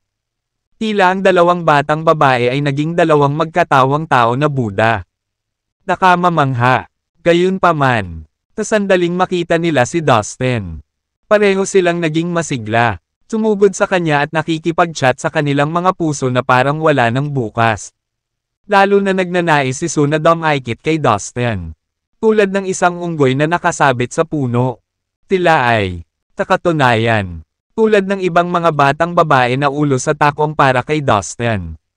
Hindi napigilan ni Dustin na mapangiti nang makita ang mga reaksyon nila. Salamat, nakabalik ka na rin sa wakas. Teen, miss na kita. Teen, nabalitaan ko na naging master ka na ng Immortal End World. High status ka na ngayon. Ha, tiyak na mayroon kang malaking halaga ng kayamanan. Huwag kalimutang i-promote ako. Haha, biglang sumugod ang 2 figure mula sa labas ng meeting hall. Sila ay sina Evan at Herbert. Dinala ni Godwin ang 2 mula sa Prime Martial World sa punong tanggapan ng Flame Holy Land. Mahigpit silang binabantayan na parang mga asong nakatali. Personal pang ang ginabayan at sinusubaybayan ni Elder Sharp ang kanilang cultivation. Tikat ang matanda sa pagiging seryoso pagdating sa pagsasaayos at pamamahala sa paglilinang ng kanyang mga alagad. Lalo na kina Evan at Herbert. Sila ay nasa ilalim ng napakalaking pressure at kailangang dumaan sa malaimpyernong pagsasanay. Gayunpaman, sa kabila nito, walang sino man ang makakaila na ang mga resulta ay naging kapaki-pakinabang. Sa kasalukuyan, ang 2 ay parehong nakarating sa katamtamang yugto ng Major Perfection Realm. Nang maramdaman ang antas ng paglilinang ng kanyang mga bagong dating na kaibigan. Tumango si Dustin ng may lubos na kasiyahan. Nanatili si Dustin sa punong tanggapan ng Flame Holy Land ng ilang araw. Ang Flame Holy Land ay gumawa ng napakalaking pag-unlad. At ang kanyang mga kaibigan ay bumuti ng husto. Lahat ng ito ay nagpakilig kay Dustin. At para siyang nasa Cloud9 habang nililibot niya ang lugar. Nang maglaon, binisita ni Dustin si Pari Calum ng masasamang lahi ng anino na nasa loob ng punong tanggapan. Mula nang itayo nilang muli ang Flame Holy Land. Ang mga miyembro ng masasamang lahi ng anino ay nanirahan sa punong tanggapan at sila ay bahagi na ngayon ng Flame Holy Land. Tinabi ni Dustin kay Priest Calum ang tungkol sa mga miyembro ng masasamang lahi ng anino na nakilala niya sa labas ng Immortal End World. Hindi iyon nakakagulat, batay sa mga talaan ng ating mga ninuno. Ang ating lahi ay nagmula sa labas ng Immortal End World. Ilang panahon na ang nakalipas nang tumakas tayo sa Immortal End World para sa kaligtasan at tirahan. Mula noon, nanatili kami sa maliit na mundong iyon at nahiwalay sa labas ng mundo. Hanggang sa natagpuan mo kami. Tinira ang selyo at pinalaya kami. Paliwanag ni Pari Calum. Bakit ka tumakas sa Immortal End World? Hinabol ka ba ng mga kalaban mo? Tanong ni Dustin. Wala akong pakialam. Sa hindi malamang dahilan. Nabura ang ating mga alaala. Hindi namin alam ang nakaraan namin. Ang gumawa niyan sa atin ay dapat na isang makapangyarihang magsasaka. Siya ay gumawa ng isang spell upang bitag tayo sa mundong iyon. Pagkatapos noon, umalis na siya at hindi na bumalik. Sagot ni Priest Calum. I see. Tumango si Dustin. Kung gusto nating malaman kung ano ang nangyari sa atin noon. At kung bakit nawala ang ating mga alaala, kailangan nating lumabas at hanapin ang mga taong iyon sa lahi ng masamang anino. Sabi ni Priest Calum habang nakatingin kay Dustin. Alam niyang mahina ang kanyang mga tao. Napakadelikado para sa kanila na pumunta sa labas ng mundong ito. Ngunit kung sasamahan sila ni Dustin, mapoprotektahan ang kanyang mga tauhan. Naintindihan naman ni Dustin ang sinasabi ni Pari Calum. Not today. I will go to the outside world with you to find those evil Shadow Race members one day. Then we will find what happened to you. That's a promise. Ani Dustin. Malaki. Tuwang-tuwa si Pari Calum. Tapat na sa kanya ang saad ni Dustin. Pagkalipas ng 6 na araw, umalis si Dustin sa punong tanggapan ng Flame Holy Land. Bumalik siya sa Prime Martial World sa pamamagitan ng Spatial Passage sa Blackwind Beast World. Nagkaroon ng butas sa space barrier ng Prime Martial World. Gustong suriin ito ni Dustin at siguraduhing okay ang lahat. Tinimulan ni Dustin ang kanyang paglalakbay habang lumilipad siya sa ibabaw ng South Continent ng Prime Martial World. Nakikita niya ang mga lugar na napuntahan niya paminsan-minsan. Sa kanyang malakas na espiritual na kahulugan. Hindi nahirapan si Dustin na obserbahan ang mga lugar na sakop ng South Continent. Malaking pagbabago ang naganap sa Prime Martial World. Ito ay konektado na ngayon sa Immortal End World. Ang mga nilalang mula sa Prime Martial World ay maaari na ngayong maglakbay. Mag-explore o manirahan sa Immortal End World. Malaya silang dumaan sa spatial passageway sa itaas ng Nonapal Isles ng Middle World Waters anumang oras. Ang lahat ng nabubuhay na nilalang mula sa Immortal End World ay malayang makakabisita sa Prime Martial World. Bilang resulta, ang mga nilalang sa Prime Martial World ay naging mas malakas at mas mahusay na kaalaman kaysa dati. Sa katunayan, mahigpit na utos ni Kevin sa lahat ng sekta at angka ng Immortal End World na huwag ay bully ang mga nilalang mula sa Prime Martial World. Dahil dito, umunlad ang Prime Martial World. At ang mga tao ay naging makapangyarihang magsasaka. Si Dustin ay nagniningning sa pagmamalaki at kagalakan. Kung tutuusin, ang Prime Martial World ang kanyang tinubuang bayan. Violet Orchid Empire. Ginamit ni Dustin ang kanyang espiritual na kahulugan at natagpuan ang lokasyon ng Violet Orchid Empire. Palagay ko gusto kong bumalik at makita si Stuart Murray. Pagkatapos ay tumungo si Dustin patungo sa Violet Orchid Empire. Hindi nagtagal. Dumating siya at naanod sa Sunsect. Lumipat si Dustin sa itaas ng punong tanggapan ng Sunsect at inilibot ang kanyang tingin sa buong lugar bago itinuon ang kanyang mga mata sa isang malayong kubo. Nasa paanan iyon ng bundok kung saan nakatira ang mga ungol na disipulo.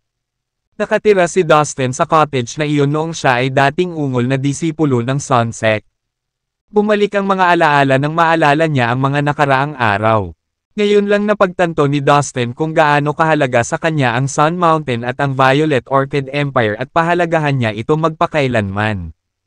Biglang napuno ng nostalgia si Dustin nang mapagtanto niyang dito nagsimula ang lahat. Tinimulan niya ang kanyang paglilinang sa lugar na ito. Isa lamang siyang mahinang ungol na disipulo noon. Ngunit sa patuloy na pagsusumikap at determinasyon, sa wakas ay narating niya ang kanyang kinalalagyan. Hindi naiwasang maalala ni Dustin ang panahong siya ay isang ungol na alagad ng Sunsect. Siya ay nasugatan, at nabuhay na may demensya sa loob ng 3 taon hanggang sa siya ay ganap na gumaling. Mula noon, lalo siyang nagel-inang at naghangad na maging isang makapangyarihang magsasaka. Seryoso, andito pa rin tong cottage after so many years. I can't believe that. Bulong ni Dustin na may malabong ngiti. Parang kahapon lang. Umaban siya at lumapag sa harap ng kubo. Hindi pa rin nagbabago. Sa kanyang makapangyarihang spiritual sense. Hindi nahirapan si Dustin na obserbahan ang mga Oreos na sakop ng South Continent. Malaking changes had taken place sa Prime Martial World. Nakakonekta na ito ngayon sa Immortal End World. Ang mga nilalang mula sa Prime Martial World ay maaari na ngayong maglibot, mag-explore o manirahan sa Immortal End World. Malaya silang dumaan sa Spatial Passageway sa tapat ng Nonapal Isles ng Middle World Waters anumang oras. Ang lahat ng buhay na nilalang mula sa Immortal End World ay malayang makakabisita sa Prime Martial World. Bilang resulta, ang mga nilalang sa Prime Martial World HUD ay nagiging mas malakas at mas may kaalaman kaysa dati. Sa katunayan, mahigpit na nag-utos si Kevin sa lahat ng mga sekta at clan ng Immortal End World na huwag ay bully ang mga nilalang mula sa Prime Martial World. Dahil dito, umunlad ang Prime Martial World HUD. At ang mga tao ay naging makapangyarihang mga magsasaka. Natuwa si Dustin sa pagmamalaki at kagalakan. Pagkatapos ng lahat, ang Prime Martial World ay nanalo sa kanyang sariling bayan, Violet Orchid Empire. Ginamit ni Dustin ang kanyang spiritual sense at natagpuan ang lokasyon ng Violet Orchid Empire. Palagay ko gusto kong puntahan si Stuart Murroy. Pagkatapos ay binanggit ni Dustin ang Violet Orchid Empire. Hindi nagtagal. Dumating siya at naanod sa Sunsect. Pumatong si Dustin sa ibabaw ng mga headquarter ng Sunsect at inilibot ang kanyang paningin sa buong Oreo bago itinoon ang kanyang mga mata sa isang malayong kubo. Ito ay nasa paanan ng bundok kung saan nakatira ang mga ungol na disipulo. Si Dustin HUD ay nanirahan sa Toge noong siya ay isang ungol na alagad ng Sunsect. Ang mga alaala ay dumarating nang maalala niya ang mga lumang boys. Ngayon lang napag-isipang muli ni Dustin kung gaano kahalaga sa kanya ang Sun Mountain at ang Violet Orchid Empire at pahalagahan niya sila magpakailanman. Biglang napuno si Dustin ng nostalgia as he really is thought this was where it all started. Tinimulan niya ang kanyang paglilinang sa lugar na ito. Isa pa lang siyang bumantong hiningang disipulo noon. Ngunit sa patuloy na paggawa ng mga tao at determinasyon, sa wakas ay narating niya ang kanyang kinaroroonan. Hindi napigilan ni Dustin na alalahanin ang oras na siya ay isang ungol na alagad ng Sunsect. Siya ay nasugatan, at nabuhay na may demensya sa loob ng 3 taon hanggang sa siya ay ganap na gumaling. Mula noon, nilinang niya ang holder at nag-asam na maging isang makapangyarihang magsasaka. Seryoso, this Toge is still here after so many years. I can't believe that. Bulong ni Dustin na may matamis na ngiti. Parang kanina lang. Lumipat siya ng salita at pumunta sa harap ng kubo. Hindi pa rin nabubulok. Ungol ni Dustin habang pinagmamasdan ang loob ng kubo. Biglang bumaba sa memory lane si Dustin at naglaro sa kanyang paningin ang mga nangyari habang siya ay naninirahan doon. Who the hell are you? How dare you break into this forbidden area without permission? Isang malakas at seryosong boses ang umalangaw-ngaw. Hindi nagtagal. Hindi bababa sa 100 disipulo ang lumitaw at pinalibutan si Dustin sa lahat ng panig. Inilabas nila ang kanilang mga armas at nilapitan si Dustin. Pinandilatan nila ang hindi inanyayahang bisita.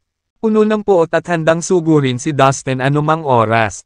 Ipakita mo sa amin ang iyong token. Wala kang karapatang pumunta rito. Sumama ka sa amin upang tanggapin ang iyong parusa sa Discipline Hall. Seryosong sigaw ng isang alagad. Hindi nakilala ng mga disipulo si Dustin at napagkamalan siyang alagad ng Sunsec. Anong pinagsasabi mo? Hindi ba dito nakatira ang mga ungol na disipulo? Tanong ni Dustin habang nakatalikod sa kanila. Ano? Hindi mo alam na bawal kang pumasok sa lugar na ito. Teka, damn it, hindi siya parte ng sekta natin. Arestuhin mo siya. Tigaw ng isang alagad. May isang estranghero na pumasok sa aming ipinagbabawal na lugar.